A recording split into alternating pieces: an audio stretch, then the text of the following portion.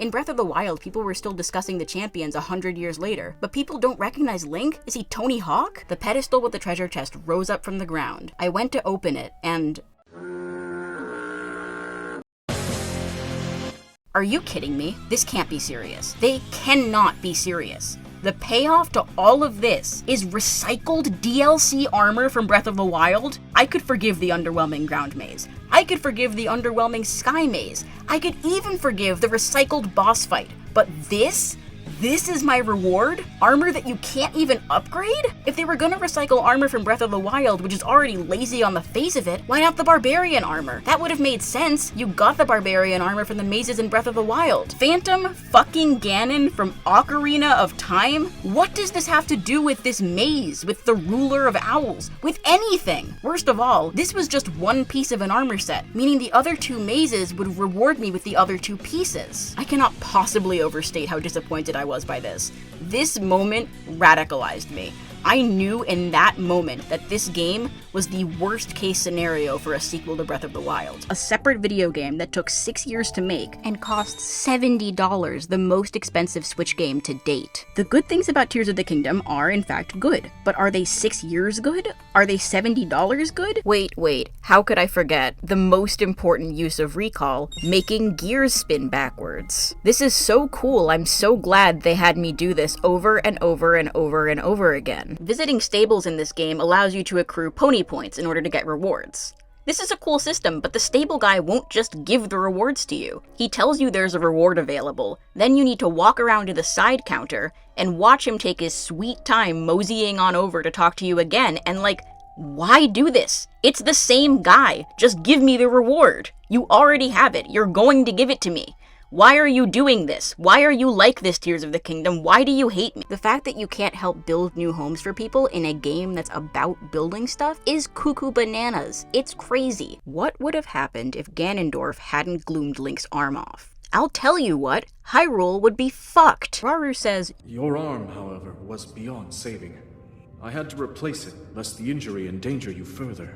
He doesn't say, "I replaced your damaged arm with my arm. An absolutely essential step in order to let you activate all the weird biometric bullshit haphazardly strewn around this world." Fucking Shrine Island doesn't have a shrine on it. No shrine on Shrine Island, and this game costs $70. My ex-girlfriend and I briefly got back together on May 12th, 2023, and I'm sure she'd be delighted to know that that relationship was only the second worst sequel to come out that day. So get ready, buckle your fuckle, and prepare for impact. Demon King?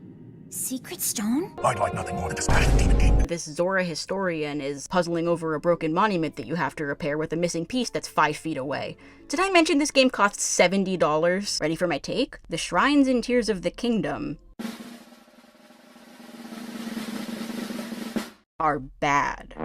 Aside from this whole relationship being more than a little gross, seriously, the trope of characters being much older than they look needs to be retired, like at least 30 years ago. What the fuck is it doing in these games? You can just ignore them. Get cockblocked, weirdo. Leave this kid alone before I call Chris Hansen. Shea Katha is different from Shea Loya, not to be confused with Sha Gemma. Then there's Shayota, but that's different from Shayuto. There's Dila Mag, Ruko Mag, Mag Halan, Mag Nora, and even Mag Latan, but that one's spelled differently. And if you think this is confusing, well, it is. But Tears of the Kingdom is somehow worse. For starters, Mayak and Mayam are two different shrines, both of which are distinct from Maya Chideg, which is not the same as Maya Chin or Maya Hisik.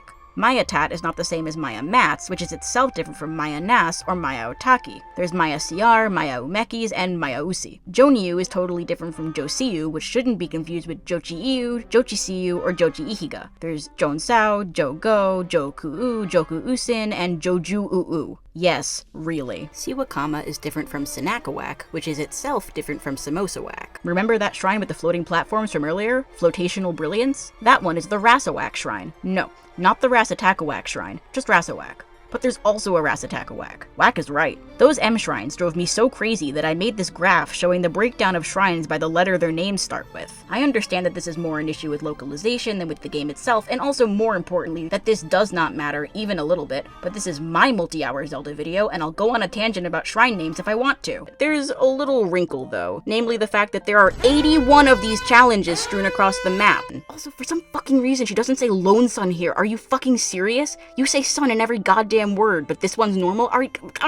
Zelda had her father and all of her friends, not to mention a good chunk of her subjects, ruthlessly slaughtered by Calamity Ganon, an entity that she knows reincarnates throughout time. She says this to Link at the end of Breath of the Wild. The fact that she can't put her finger on why Ganondorf seems suspicious is a fucking joke. He literally has Ganon in his name.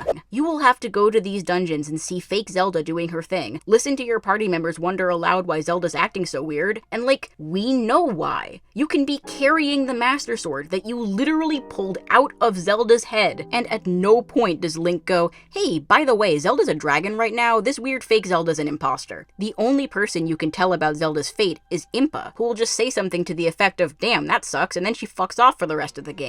It's so crazy to me that people act like this game is a love letter to longtime fans, when they have the fused shadow or Majora's goddamn mask just hanging out down here with zero explanation. Are we supposed to take this at face value? But now you've got the fucking Trousers of Time just hanging out down here in hell. In contention for the most confusing thing down here, the Hero of the Wild set that you obtain after completing all the shrines in Breath of the Wild is also down here. Why? We need to move on before I explode into tiny pieces like that one game over screen in Bubsy 3D. So he makes the logical decision to swallow his secret stone, which...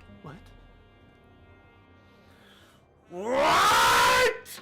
Fujibayashi. You listen to me right now! What the fuck is going on with the ancient heroes aspect? What is this thing? When you finish all 152 shrines, mysterious voice number 957 instructs you to go back to the Temple of Time on the Great Sky Island to receive your reward. And it's this? What am I looking at, Nintendo? What am I looking at? Who made this and why? If you talk to Impa while wearing this outfit, she says that you look like the hero from the Calamity? The fucking Calamity that you haven't mentioned in this entire goddamn game? Am I supposed to believe that this fucking weird green furry has story significance? How do I even begin to parse this? I can't. I won't. This is a nightmare. I hate this. Also, it's ugly. Also, what the fuck? This is completely incoherent rambling because what is this and why is it in my Zelda game? They are never going to elaborate on this.